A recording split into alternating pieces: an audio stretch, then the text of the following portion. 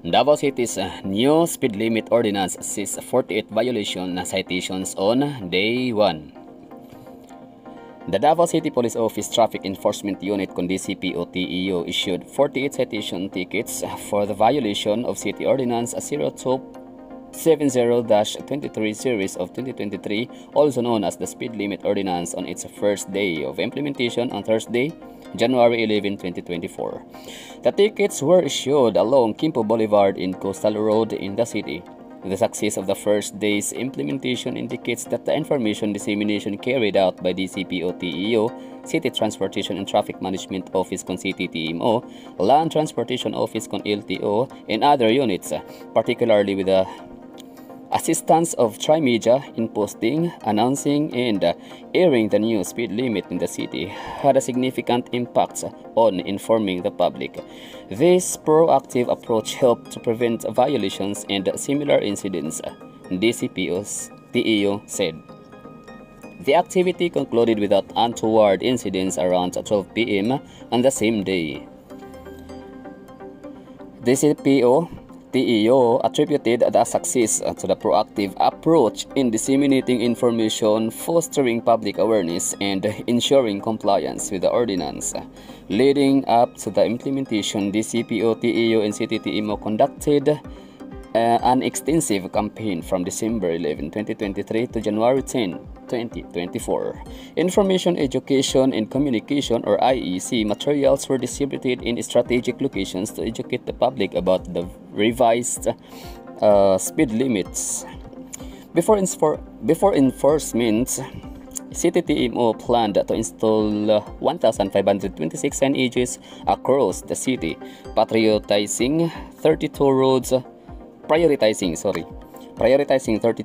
including Toril to Binugaw, Tugbok to Overpass, Lasang to Bunawan, Task Force Davao TF Checkpoint, Diversion to Crocodile Park, Quimpo Boulevard to City Hardware, GP Laurel to Grand Regal Hotel, Quirino Street to San Pedro Street, and Coastal Roads.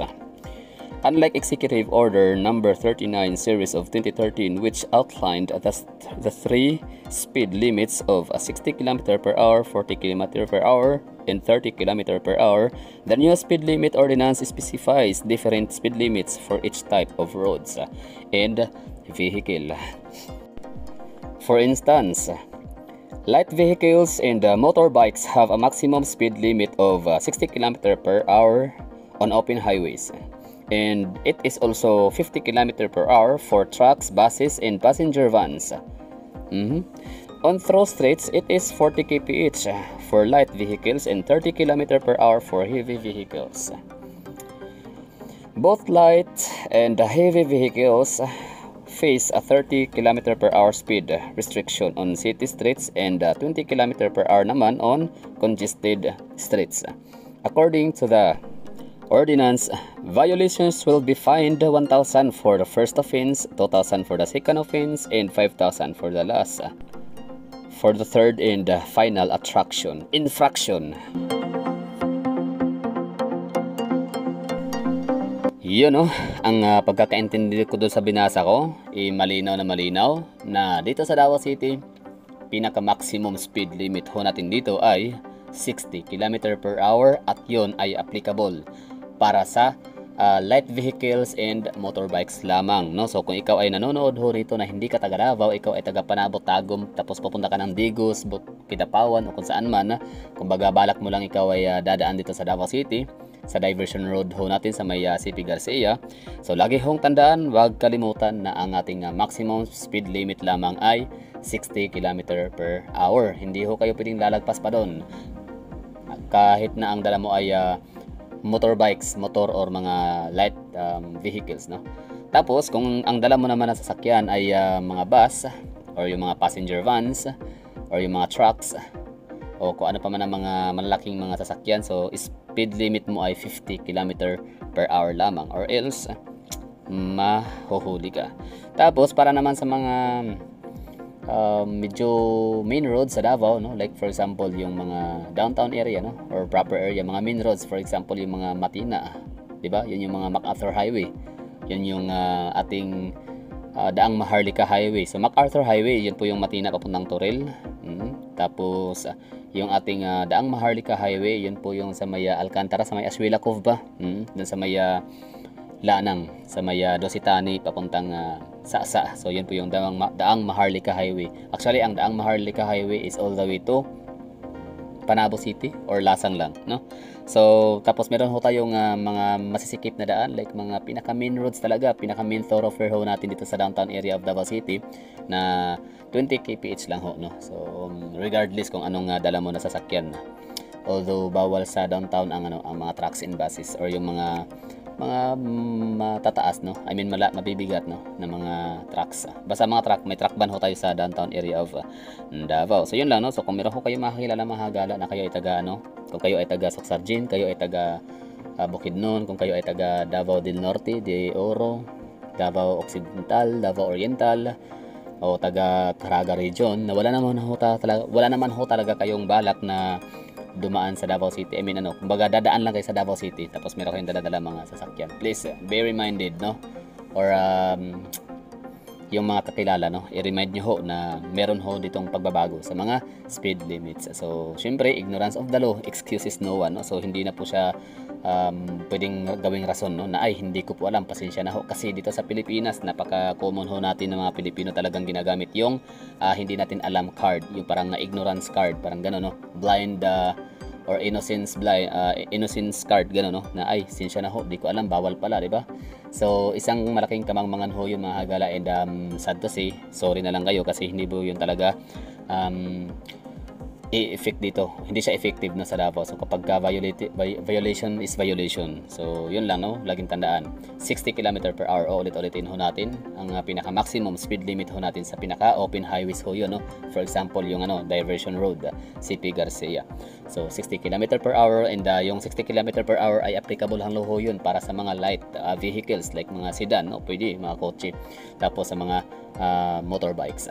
So kapag bus ka, trucks, elf, may karga kang mga saging, pinya, kung ano man mga kargamento ho ninyo, mga karga ho ninyo, no, from province to province. So hindi ko kayo pwedeng umabot sa 60 km per hour, or dapat hindi kayo lalagpas sa 50 km per hour. Yun po yung pinakamalakas na inyong itatakbo within Davao City. Sa pinaka open highway ho yun, mga hagala.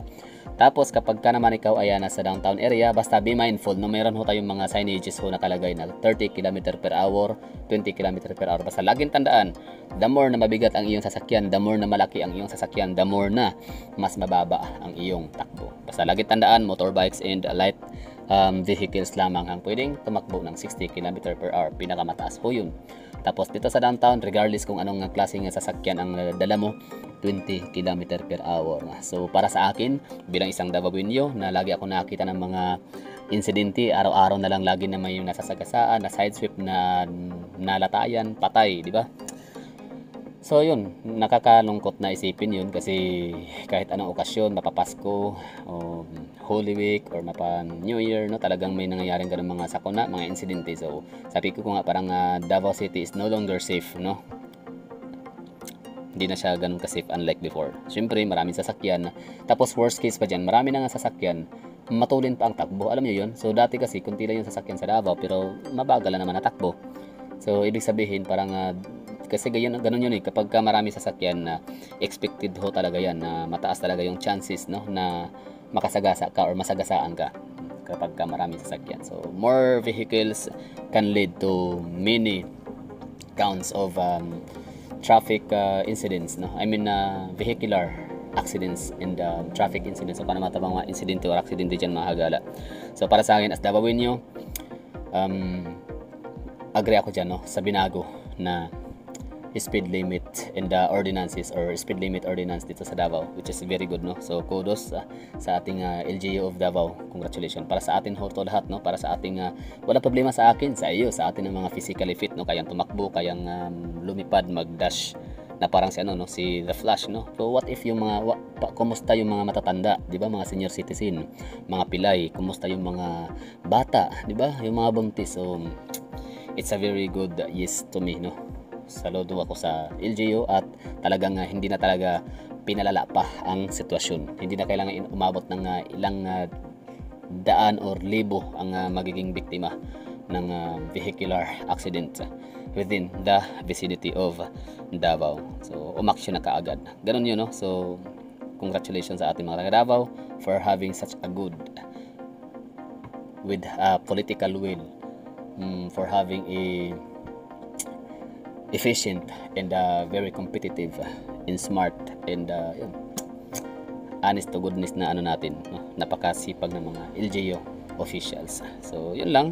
Maraming thank you ho sa inyong panonood. So sana ay nagustuhan niyo yung ating ginawang update ng mahagala, no? Kumbaga parang maliban sa isasabi ho natin sa ating mga kamag-anak, kakilala, no? Sa ating kasabayan sa sasakyan, sa driver ho natin na manong konting dandahan lang po kasi meron pong pagbabago.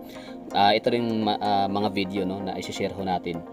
So malaking tulong yun, no? So it happens na ako ay meron akong platform kahit paano, hindi man ganun kalaki ang aking platform na YouTube channel, pero at least, no, makakatulong ho ito. At least meron isa dalawa ho sa inyo ngayon, 3, 4, 5 or at least 10, di ba, na nakakarinig, nakakapanood itong aking vlog update, no, sa new speed limit sa Davao City update. So at least man lang ay meron akong na-impluwensyahan, no, meron akong na-sharean, na balitaan na maaaring hindi nyo alam, no, na yan pala ay may changes na.